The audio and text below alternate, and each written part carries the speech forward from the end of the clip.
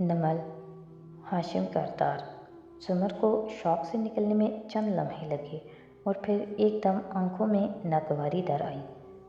اس کا نام کیسے لے سکتے ہو تم؟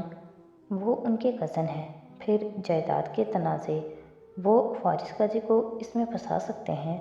اس سے ان کو فائدہ ہوگا، نقصان نہیں۔ اوکے سعدی، بہت ہو گیا۔ ٹانگ پہ رکھی دوسری ٹانگ سیدھی کی اور درستی سے کہتی آگے کو ہوئی۔ میں یہ ڈیفینس اسٹریٹجی بہت دفعہ کورٹ میں استعمال کر چکی ہوں۔ جب اپنے دفاع میں کوئی بات نہ ہو تو کسی تیسرے شخص پہ شک ڈال دو۔ مگر کیا تمہارے پاس کوئی ثبوت ہے؟ سعدی کی گردن نفی میں ہلی۔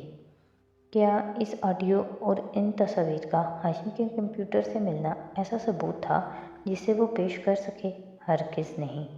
پھر تم کیسے کسی پہ اتنا بڑا الزام لگا سکتے ہو؟ فارس کے خلاف میری گواہی کو چھوڑ دو، تب بھی ثبوت ہے۔ اس کی گن، اس کے فنگر پرنٹس۔ تم مجھے اس سے بڑے ثبوت ہاشم یا کسی اور کے خلاف لا کر دو، میں تمہاری بات سنوں گی، مگر اس سے پہلے نہیں۔ تلخی سے بولتی وہ کھڑی ہو گئی۔ سعدی نے گردن اٹھا کر اسے دیکھا۔ وہ اکتائی ہوئی لگ رہی تھی۔ تو آپ 2.5 سال سے ہماری بات اس لیے نہیں سن رہی کیونکہ ہم ثبوت نہیں دے رہے؟ اگر مجھے جھوٹا کہنے کی بجائے کچھ کہتے تو میں سنتی۔ آپ اپنی جگہ ٹھیک ہیں۔ سر ہلا کر وہ کھڑا ہوا۔ چند لمحے دونوں آمنے سامنے کھڑے رہے۔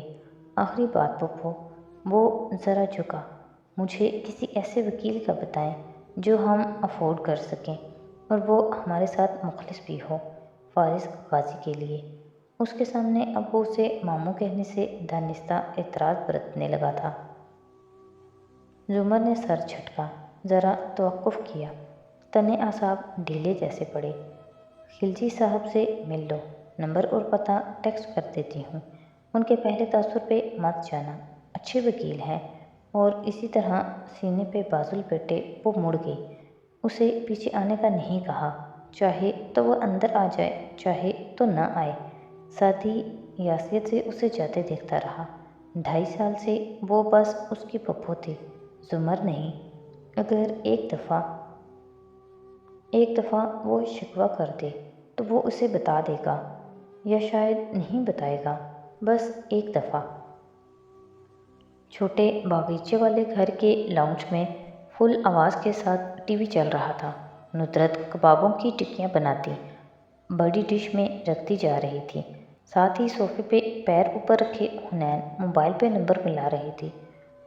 بار بار کال ملاتی، پھر کاٹ دیتی۔ بالآخر ہمت کر ہلی۔ دوسری طرف گھنٹی جاتی رہی۔ پھر ندرت نے اسے کہتے سنا، کیا میں علیشہ سے بات کر سکتی ہوں؟ وہ سر اٹھا کر اسے دیکھنے لگی۔ میں حنین ہوں، ہنّا، پاکستان سے۔ وہ ذرا ہچکچا کر کہہ رہی تھی، علیشہ میری میلز کا جواب نہیں دے رہی، وہ کدھر ہے؟ دراصل مجھے اس کو کسی کا پیغام دینا تھا۔ وہ اب بہت دھیان سے دوسری طرف کی بات سننے لگی تھی، بالکل چپ، خاموش اور ساکت۔ پھر بغیر کچھ کہے فون رکھ دیا۔ کیا ہوا؟ مگر ہنّا نے نہیں سنا، چپ بیٹھی رہی۔ سعدی اندر آیا اور سلام کر کے ماں کے قریب صوفے پہ گر سا گیا۔ وہ تھکا ہوا لگ رہا تھا۔ فارس سے ملے؟ وہ امید سے پوچھنے لگی۔ جی، اور پھپھو سے بھی۔ وہ دور خلا میں دیکھتا اپنی سوچ میں گم تھا۔ کیا وہ اب بھی تمہاری بات سننے کو تیار نہیں؟ ان کا قصور نہیں ہے، ان کی جگہ کوئی بھی ہوتا تو یہی کرتا۔ تم سے بھی وہی رویہ ہے؟ چھوڑے امی۔ وہ چہرے پہ بشاشت واپس لاتے ہوئے اور ہاتھ بڑھا کر چنے کی دال اور گوشت کے پسے مکسچر کو 3 انگلیوں میں اٹھانا چاہا۔ انہوں نے اس کے ہاتھ پہ چماٹ رسید کی۔ 1000 دفعہ کہا ہے، مت کھایا کرو درمیان سے، بے برکتی ہوتی ہے۔ مگر ندرت کی ڈھیٹ اولاد کو فرق نہیں پڑتا تھا۔ سعدی نے مکسچر منہ میں رکھا اور چباتے ہوئے پھر سے پیچھے ہو کر بیٹھ گیا۔ حنین بدستور سر جھکائے بیٹھی تھی۔ دفعتاً ان کو خیال آیا، سعدی بیٹا، وہ مرکز کے فرنٹ پہ جو بیکری ہے نا، وہ لوگ جگہ خالی کر رہے ہیں، کیوں نہ ہم ان کو کرائے پہ لے کر کوئی کام شروع کر لیں؟ آپ نے ابھی تو اسکول کی جاب ختم کی ہے اور آپ کی صحت بھی اتنی اچھی نہیں، کیوں خود کو ہلکان کرتی ہیں؟ خرچے بہت ہیں اور تمہاری تنخواہ سے وہ نہیں پورے ہوتے۔ میں آج کل یہی سوچ رہی ہوں، بیکری کی جگہ کافی بڑی ہے، کپڑوں کا بوتیک شروع کرنے کے بارے میں کیا خیال ہے؟ اگر فارغ بیٹھی ہی رہی تو اور زیادہ بیمار ہو جاؤں گی۔ سعدی نے ایک نظر ان کے ہاتھوں کو دیکھا جو مہارت سے کباب کو شکل دے رہے تھے۔ کچھ یاد کر کے وہ مسکرایا۔ آپ ریسٹورانٹ کھول لیں، کسی کو کھانا کھلانے سے پیارا احساس کیا ہوگا بھلا؟ ریسٹورانٹ؟ وہ سوچ میں الجھی۔ مگر پہلے کسی سے مشورہ کر لیجیے گا۔ کس سے کروں؟ کوئی بھی کام شروع کرنے سے پہلے 2 لوگوں سے مشورہ لیتے ہیں امی، ایک وہ جس نے اس کام سے فائدہ اٹھایا ہو اور ایک وہ جس نے اس میں نقصان اٹھایا ہو۔ پھر حنا کو دیکھا جو ابھی تک شل بیٹھی تھی۔ کٹو بیگم، ریسٹورانٹ بننے سے تمہارے تو دن پھر جائیں گے۔ سعدی نے اسے آواز دی۔ اس نے سفید پڑتا چہرہ اٹھایا۔ ہاشم بھائی سے بات ہو تو انہیں بتا دیجیے گا کہ اب علیشہ کو ان کے پیسوں کی ضرورت نہیں رہی۔ کچے کباب کا ٹکڑا اس کے حلق میں رہ گیا۔ وہ چونکا۔ کیوں؟ کیا ہوا؟ اس کو جب پیسے چاہیے تھے انہوں نے نہیں دیے، پھر اس نے خود ہی حاصل کرنے چاہے۔ وہ شوق کے عالم میں بول رہی تھی۔ اس نے کچھ دوستوں کے ساتھ مل کر چوری کرنے کی کوشش کی۔ وہ کمپیوٹرز میں اچھی تھی اور قسمت میں بری۔ سب گرفتار ہو گئے۔ اب وہ جیل میں ہے، ایک لمبے عرصے کے لیے۔ وہ بے یقین تھی، بالکل آگ دہک، پھر ایک دم اٹھ کر اندر چلی گئی۔ سعدی ابھی تک ساکت و جامد بیٹھا تھا۔ نصرت افسوس سے کچھ کہہ رہی تھی مگر وہ سن نہیں رہا تھا، اور پھر جب شوق اترا تو ہر طرف تعصب چھا گیا۔ قصر کردار میں ملازموں کی چہل پہل جاری تھی۔ سرما کی وہ دھند آمیز صبح باہر تک محدود تھی۔ اندر سینٹرل ہیٹنگ نے لاؤنج کو گرما رکھا تھا۔ نئی لڑکی فیونا ایک انڈور گملے کو پانی دے رہی تھی۔ گاہے بگاہے نگاہ اٹھا کر اورنگزیب کے کمرے کی سمت بھی دیکھ لیتی جہاں دروازہ ادھ کھلا تھا اور وہ آئینے کے سامنے کھڑے تیار ہوتے دکھائی دے رہے تھے۔ فیونا وہاں سے مکمل منظر نہیں دیکھ سکتی تھی، آوازیں بھی مدھم تھیں، مگر جھگڑے کی آواز بہرا بھی سمجھ لیتا ہے، اور وہ تو صرف زبان سے نہ آشنا تھی۔ اگر اندر جھانکو تو سامنے کاؤچ پہ ٹانگ جما کر جواہرات بیٹھی تھی، سلگتی آنکھیں اورنگزیب کی پشت پہ جمی تھی۔ اگر تم ایک دفعہ شیرو کی بات سن کر اپنے بیٹے کی سفارش مت کرو میرے سامنے، میں اس کی شکل بھی نہیں دیکھنا چاہتا۔ وہ تلخی سے کہتے ٹائی کی نوٹ باندھ رہے تھے۔ وہ کتنا ہائپر ہے تم جانتے ہو، اس طرح کا رویہ رکھو گے تو وہ گھر چھوڑ کر چلا جائے گا۔ تو چلا جائے، 2 دن فٹ پاتھ پہ رہنا پڑے گا تو عقل آ جائے گی۔ اپنے باپ کو بیوقوف بناتا ہے۔ اگر وہ گیا نہ اورنگزیب تو اس کے ذمہ دار تم ہوگے، وہ بمشکل ضبط کر کے بولی تھی۔ ہر شے کی ذمہ داری تم پہ ہے، تمہاری بیجا حمایت نے اس کو اس مقام پہ لا کھڑا کیا ہے۔ کالر جھٹک کر کوٹ پہنا، تنفر بھری نگاہ آئینے میں پیچھے نظر آتی جواہرات پہ ڈالی اور پھر باہر نکل گئے۔ وہ وہیں بیٹھی کلستی رہ گئی۔ لاؤنج میں وہ لمحے بھر کو رکے۔ نوشیروان سیڑھیوں کے وسط میں کھڑا تھا، خاموش، فکر مند سا۔ اورنگزیب نے اس پہ نظر ڈالی اور اتنی جلدی پلٹائی کہ جیسے کوئی ناگوار نظارہ سامنے ہو۔ مڑے، میری کو آواز دی اور واپس کمرے میں چلے گئے۔ فیونا جلدی سے پانی رکھ کر میری کو بلانے بھاگی۔ شیرو وہیں سینے پہ بیٹھ گیا، گردن جھکا لی۔ نہ پیسے ہاتھ میں رہے نہ رشتے۔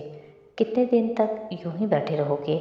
چہرین سرسری سا پوچھتی، ہاتھ میں کٹے سیبوں کی پلیٹ پکڑے اس کے ساتھ زینے پہ بیٹھی تو وہ چونکا، پھر دوبارہ سر جھکا لیا۔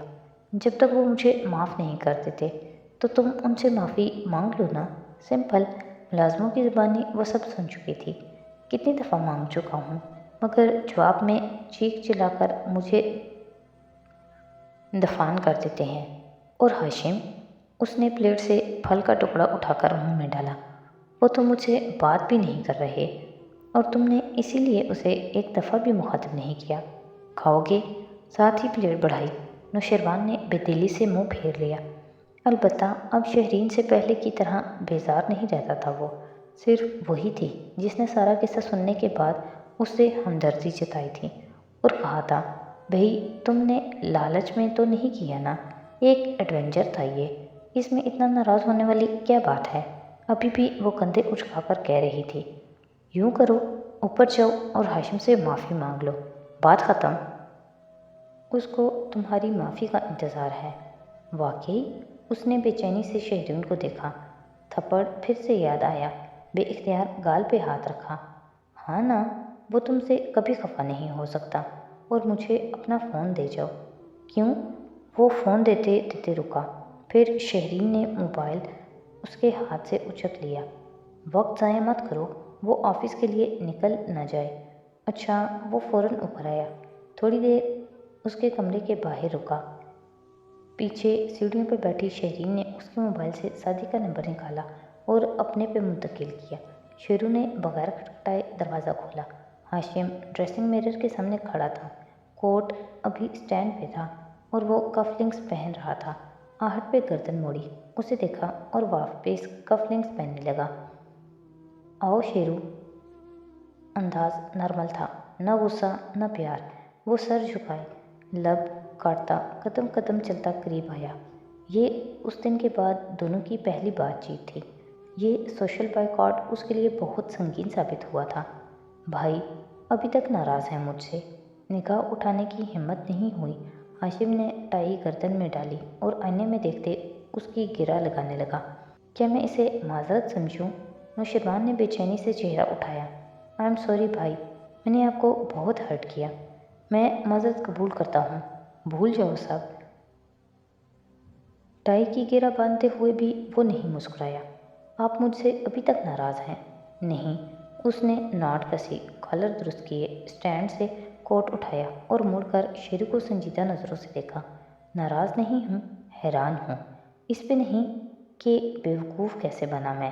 اعتبار کرنے والے دھوکہ کھا ہی جاتے ہیں۔ اس پہ بھی نہیں کہ تم ایک کرمنل ذہن رکھتے ہو، بلکہ صرف اس پہ کہ اگر تمہیں پیسے چاہیے تھے تو تم میرے پاس کیوں نہیں آئے؟ ایڈونچر کرنا چاہ رہا تھا بس۔ نوشروان نے شرمندگی اور خفت سے گردن جھکا دی۔ ہاشم نے کوٹ پہنا اور اسے دیکھتے ہوئے بٹن بند کیا۔ تم شیرو میری ایک بات اپنے دماغ میں بٹھا لو، تمہارا بھائی تمہارے سب معاملے سنبھال سکتا ہے۔ اس کے کندھے پہ سختی سے ہاتھ جمایا تو نوشروان نے شرمندہ چہرہ اٹھایا۔ تمہیں پیسے چاہیے تم میرے پاس آؤ گے، تمہیں کوئی لڑکی چاہیے تم میرے پاس آؤ گے، تمہیں کسی کی جان چاہیے تم میرے پاس آؤ گے، مگر تم خود کچھ نہیں کرو گے، کبھی بھی نہیں، سمجھ آیا؟ اس نے اثبات میں گردن ہلائی، پھر قدرے جھکا۔ وہ جو کہا آپ نے کہ کاش وہ سعدی آپ کا بھائی ہوتا۔ وہ ایک اچھا لڑکا ہے، رشتوں کا پاس کرنا جانتا ہے۔ وہ ہمارا تیسرا بھائی ہوتا تو مجھے خوشی ہوتی، مگر وہ نہیں ہے۔ اورنگزیب کردار کے 2 ہی بیٹے ہیں، میں اور تم۔ تمہاری نظر میں میری کتنی اہمیت ہے مجھے واقعی نہیں معلوم، مگر میرے لیے تم اور سونیا برابر ہو۔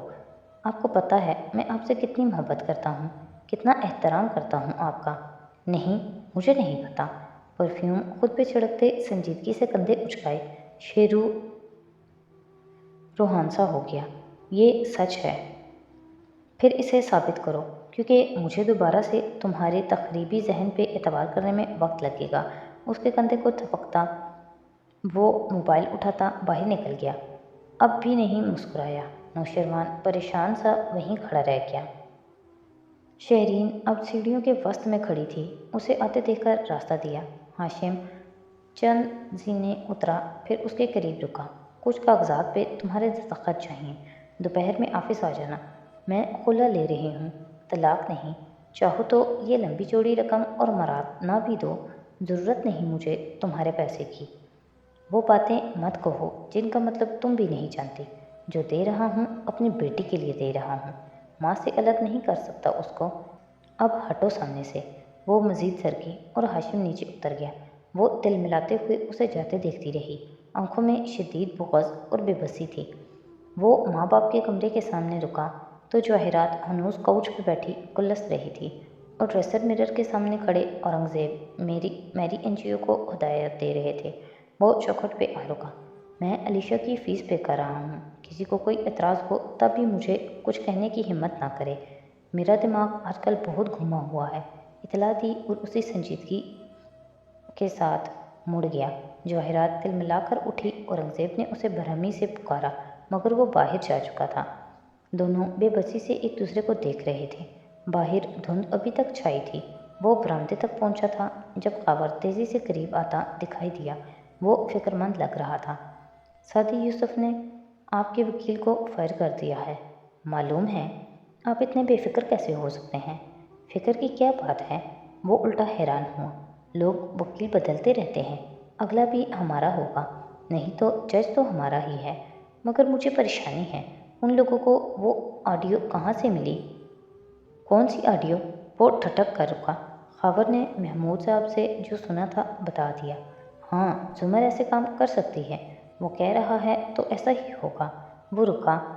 वो कार की तरफ जा रहा था। खबर तेज़ी से उसके पीछे लपका। क्या वाकई ऐसा ही है? हो सकता है वो झूठ बोल रहा हो। हाशिम रुक कर उसे देखने लगा। आपने उसे और उसकी बहन को इस रात अपना लैपटॉप दिया था। कहीं उसने वो आपके पास से तो नहीं निकाली? ऐसा कुछ नहीं है। वो बेजार हुआ। वो ऑडियो मेरे सेफ में है। मैंने 2 दिन पहले भी देखी है। लैपटॉप में मेरे डॉक्यूमेंट्स का फोल्डर लॉक है। वो दोनों इतने भी स्मार्ट नहीं कि हर चीज़ खोल लें, और साथ ही झूठ नहीं बोलता। जो कह रहा है वही होगा। मगर जज हमारा है, फिर क्या मसला है? सर, आपका ओवर कॉन्फिडेंस। वो कहते कहते रुका। हाशिम ने एक सख्त काटदार नज़र उस पर डाली और आगे बढ़ गया।